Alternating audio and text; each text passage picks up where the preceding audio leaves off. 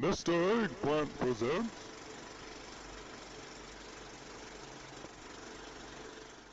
Hey guys, Tyler here, and thanks for checking out this video. I'm finally getting around to kind of do my discussion over Season 2 of BFA, or the second tier of raids, including Battle for dazar'alor and Crucible of Storms. And before we get started, I hope you guys would consider following me over on Twitch. I've been doing some Twitch gaming, doing a lot of random WoW stuff, and also some of my vintage video games. So that's Twitch TV/Mr. Eggplant if you guys are interested in that, and it would really help if you guys could support me over there as well.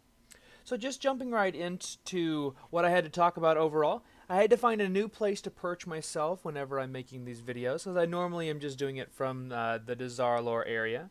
But overall, I thought that Battle for dazar'alor, the Crucible of Storms, and just Season 2 of Mythic Plus was very good to marksman hunters overall, whether you were running with your Unerring Vision build or not.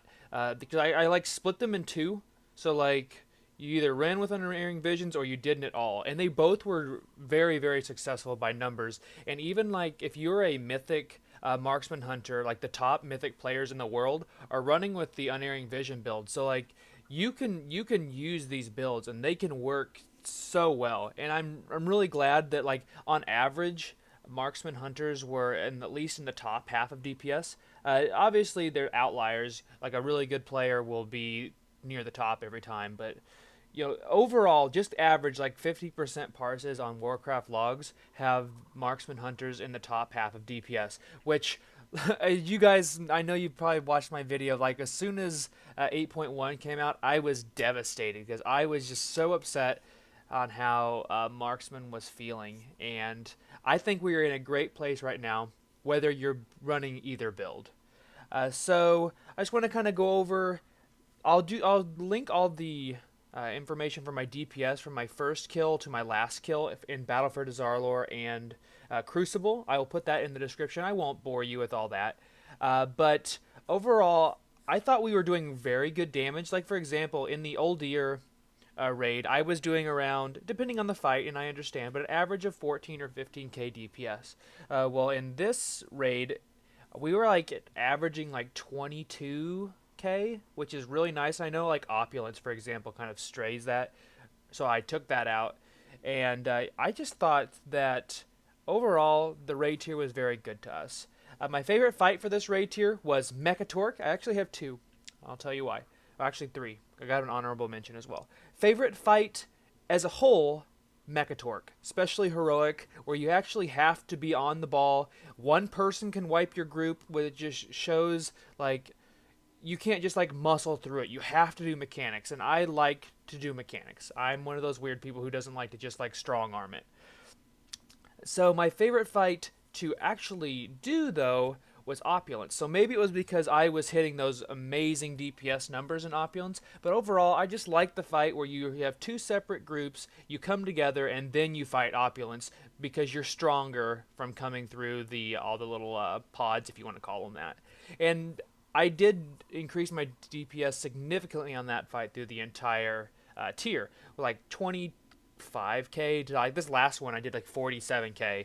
It's really good, especially if you're running with Unerring Visions. And honorable mention goes to Cabal, the Restless Cabal, because I got to tank as a marksman hunter. So if you guys have not done that, you have to have a ranged player tank the speaker, and since I have next to no cleave damage and JB is a cleave master with all his dots on his boomkin, I was the one who tanked the speaker. And that was actually a throwback to what I did to first get into raiding, because I tanked the one of the princes in ICC on my warlock. That was the whole reason I got to come to raid, and that was my first raiding experience. And it was just like, I could say that, oh, hey, I tanked. Oh, can I roll on that tanking trinket? Blah, blah, blah. And I'm sure my guild heard enough of it. But least favorite fight for this last tier was Champions of the Light, because it was boring as hell. Like, our group damage isn't amazing. Like, it's not like top tier, top shelf DPS. And we cheesed it first week. Like, it was a complete joke where you can just ignore all the mechanics.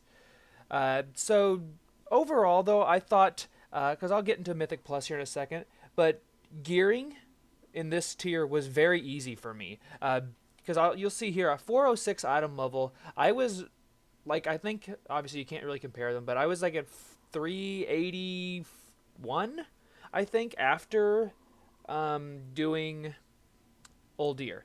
I have a significantly better item level now, and I have a lot of 415, 420, 410, 410, especially with the Mythic Plus helms we'll talk about in a second. But I felt like overall, if I was using items from the raid, I was getting them from early bosses, and that made made life so much easier because I had more chances at get the gear quicker. There only outliers would be like shoulders off of the blockade. They also drop the gloves, and then like the ring off of Jaina. But I mean, other than that, like I felt like if I was using items, they were all on those early bosses, especially Grong and especially Conclave, because there was a lot of good pieces there. So jumping ahead to Mythic Plus, I loved Mythic Plus Season 2. I've had my best time yet with Mythic Plus with our group that we have, our Canadian buddies and JB and I. Mythic Plus Season 2 was our best yet. We have almost started timing our 15s. We regularly time 12s and 13s, where Season 1 we didn't even time a plus 10. Like, that's a huge deal. So our favorite, as a group even, Freehold, Toldagor, as a marksman hunter was my favorite because, I mean, a lot of my items drop out of there, let's be real. A Freehold, got to give it up for my Harlan's loaded dice. I'm going to use this thing till ever, probably. But like, I still never got it. I got this like as soon as Season 2 came out, this belt, and I've never got a replacement for it yet. But like, my belt drops out of there, weapon drops out of Toldagor if you're looking for a mastery and versatility weapon. Like, there's a lot of great items for a marksman hunter, because that's what obviously this video is geared towards. And the most challenging was still the same suspects: Shrine of Storm, King's Rest, just because they're very unforgiving. Even with the 3 minutes added to, I think, both the dungeons, actually, they're still very annoying if you don't go in there often, and nobody wants to do Shrine often, and a lot of the affixes really make Shrine more difficult, and it's already difficult. I loved Reaping in comparison to... Oh, I even forget what the other one's called. Infested, there we go. Reaping, I loved. We had a couple problems with it, like the first couple weeks. After that, I thought it was a really fun and engaging ability, or affix, I should say. I know a lot of like the upper keys. You're starting out with your 15s every week. You're doing your 20s. It's a joke, and I get that. And people are like pulling it with the boss and everything else. Well, my group's not to that yet, but it does. It didn't like completely change the way you had to pull the dungeon like Infested did, and Infested could just get out of control. So we already talked about my damage increases, and like I said, I'll put my links to my item level DPS in the description of this video. It'll be down there, along with written out like before, after damage. I run the same build the entire time, but of course I did manage to get, this is actually why this took so long, I've got both ahead of the curves. I actually got my Naxxramas gear too. Awesome. But about a month apart. It took us a little bit longer than we thought to get Unat down. It took us 3 weeks. It took us, I think, 9 weeks to get Jaina down. That's usually around our average. We usually do that in about 9 weeks. But I thought overall both were good dungeons, or good raids. I would probably say Battle for dazar'alor is my favorite of the expansion thus far.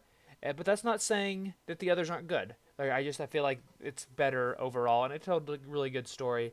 And I did really like the fact that we got to play as Alliance, because I got to be a Dark Iron Dwarf. I mean, what's not to like? So, and of course, I know with all the flack that Blizzard gets for the Azerite gear situation and your neck level, I did manage to get my neck level to 50. I think it's been well over a month now. Like, I thought it was super easy to get to max out, and like even now, like you'll see this down here. Like, I think on my level 50 would have been 50k. Like, that's nothing. Like, I was averaging over a level, and I wasn't hardly doing anything. I was doing like 3 or 4 world quests and doing my cache every day, and doing Mythic Plus and doing Raid. That I didn't really farm outside of that. But it'll be interesting to see what they're going to be doing with the essences in 8.2. I will be putting a video out as soon as 8.2 comes out. I'll be doing more research on which of these essences you need to look for as a marksman hunter, which ones would be the most beneficial. But those will be in a new video, of course. But I hope you guys enjoyed this, and I hope you enjoyed playing your Marksman Hunter this season. I know a lot of people have turned away from him, unfortunately, as Beast Mastery is very mobile and can do some good damage. In fact, I mean, they're very comparable damage, and in fact, a good Beast Mastery Hunter will probably beat a Marksman Hunter. But I love my Marksman Hunter. I'll always be that Marksman Hunter. And I will find ways to make sure I can play this, and I will bring that to you guys.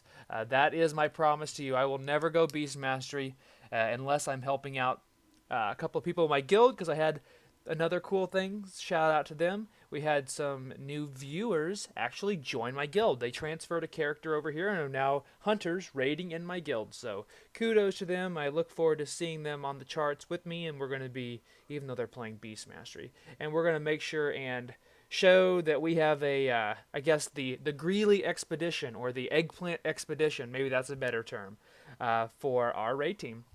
So thank you for watching this, guys. I hope you will consider subscribing to my channel, and as I said earlier, following me over on Twitch. And if you like vintage video games, especially like Pokemon, I'm actually playing Pokemon Fire Red right now, and playing South Park Fractured But Whole. And I will be adding some new games to the channel very soon. And if you wanted to check out my Discord, I have my Hall of Fame of completed games and all the other ways you can get a hold of me in the description of this video. So thank you so much for watching, guys, and I will see you in 8.2, and until my next live stream or video, I'll catch you later.